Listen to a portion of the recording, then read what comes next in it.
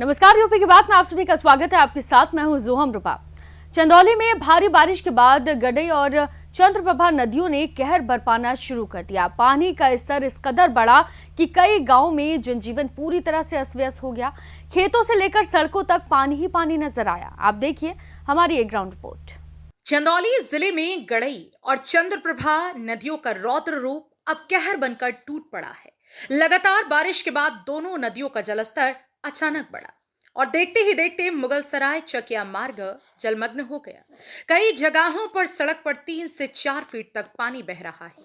PDDU नगर तहसील के हसनपुर और कमहरिया गांव सबसे ज्यादा प्रभावित हैं। दर्जनों कच्चे मकान धराशायी हो चुके हैं। वहीं हजारों एकड़ में खड़ी धान की फसल पूरी तरह से बर्बाद हो चुकी है। गांवों से निकलने वाले रास्ते अब नदियों जैसे बन चुके हैं। लोग ट्रैक्टर और ट्रॉली और रिक्शा के सहारे जान जोखिम में डालकर आवाजाही कर रहे हैं।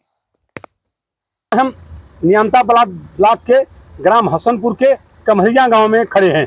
क्या स्थिति है बाढ़ की? सर, बाढ़ की स्थिति बहुत विकराल है। ऐसी स्थिति हो गई कि पूरा इलाका, अब पूरे किसानों की धान की फसल बर्बाद हो गई। हमको लगता है कि 1 कुंटल भी पैदा की स्थिति नहीं बनी हुई है।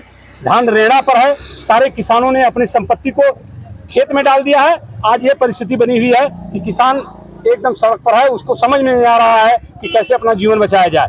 इसके पहले भी सब फसल बर्बाद हुई थी, कुछ सरकार से राहत मिली है और आज भी स्थिति ये बनी हुई है, किसानों की पूरी फसल बर्बाद हो गई। लगातार 1.5 महीने में दूसरी बार ऐसी स्थिति देखी जा रही है। कहाँ लापरवाही हुई, कहाँ चूक हुई? साहब, मुख्यमंत्री जी से आप लोग क्या अपील करेंगे? देखिए, आप जब गडई नदी और चंद्रप्रभा दोनों का निरीक्षण करेंगे तो हमको लग जाएगा कि चंद्रप्रभा तो लगभग 50 साल, जो लोग बताते हैं कि 50 सालों से चंद्रप्रभा नदी की सफाई नहीं हुई। बड़े बड़े पेड़ लगे हैं, बांस के जुट्टा लगे हुए हैं, लोगों ने इसमें इंक्लूजमेंट करके रखा है, उसमें घर बना दिए हैं। विभाग के लोग क्या कर रहे थे? गडई नदी की सफाई आज 25 साल से नहीं हुई। विभाग के लोग क्या कर रहे थे? इनके पूरा तंत्र है, उसके बावजूद भी आना मुनासिब नहीं समझे। आज आपात स्थिति बनी हुई है, किसानों की फसल बर्बाद हुई। कहीं न कहीं सिंचाई विभाग की लापरवाही है और समय रहते हुए गंभीरता से इस पर विचार नहीं किया गया, इस पर होमवर्क नहीं किया गया। ये सिंचाई विभाग की कमी है।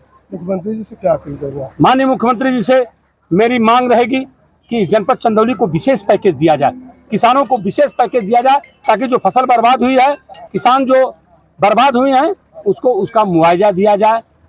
पूरी इकोनॉमिक चंदौली की ध्वस्त हो गई है इस बरसात के और इस बाढ़ के कारण। माननीय मुख्यमंत्री जी से कल बनारस में हम मांग करेंगे। एसडीएम अनुपम मिश्रा और बीजेपी नेता राणा सिंह खुद 3 फीट पानी में चलकर गांवों में पहुंचे और लोगों का हालचाल जाना। हमारे तहसील में लगभग 10 गांव प्रभावित हैं, जैसे शिवराजपुर, उसौरी, हसनपुरवा, तो ये सारे गांव हमारे प्रभावित हैं। हम लोग लगातार इन क्षेत्रों का निरीक्षण कर रहे हैं। अभी मैं शिवनाथपुर में गया था, इसके बाद मैं हसनपुर में आया। हसनपुर में हम लोगों ने पूरा घर घर घूमा और घर घर घूमने के बाद जहाँ जहाँ पानी भर गया है हम लोगों ने बताया कि बाढ़ चौकी बनाई गई है, बाढ़ चौकी में शिफ्ट हो सकते हैं।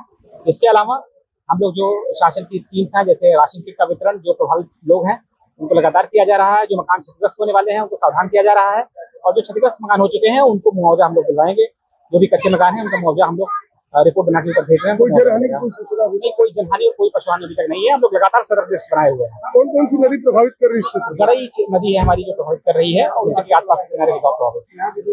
आगे व्यवस्था क्या की जा रही है? आगे बाढ़ चौकी बना के लोगों को जागरूक किया जा रहा है। जो लोग प्रभावित हैं उनको वहाँ पे शिफ्ट कराया जा रहा है। इसके अलावा जो राशन किट है उसका वितरण कराने का प्लान कर रहा है। प्रशासन की ओर से राहत कार्य जारी है और प्रभावित परिवारों को सुरक्षित स्थानों पर पहुंचाया जा रहा है। वहीं ग्रामीणों को तत्काल मदद का भरोसा भी दिया जा रहा है। तो ये थी चंदौली की तस्वीरें, जहां बारिश और बाढ़ ने जिंदगियों की रफ्तार को थाम दिया। प्रशासन राहत कार्य में जुटा है, लेकिन हालात अभी भी बेहद गंभीर बने हुए हैं। देखना होगा कि हालात कब तक सामान्य होंगे। फिलहाल के लिए इस खबर में सिर्फ इतना ही। बाकी तमाम उत्तर प्रदेश से जुड़ी खबरों के लिए आप देखते रहिए यूपी की बात।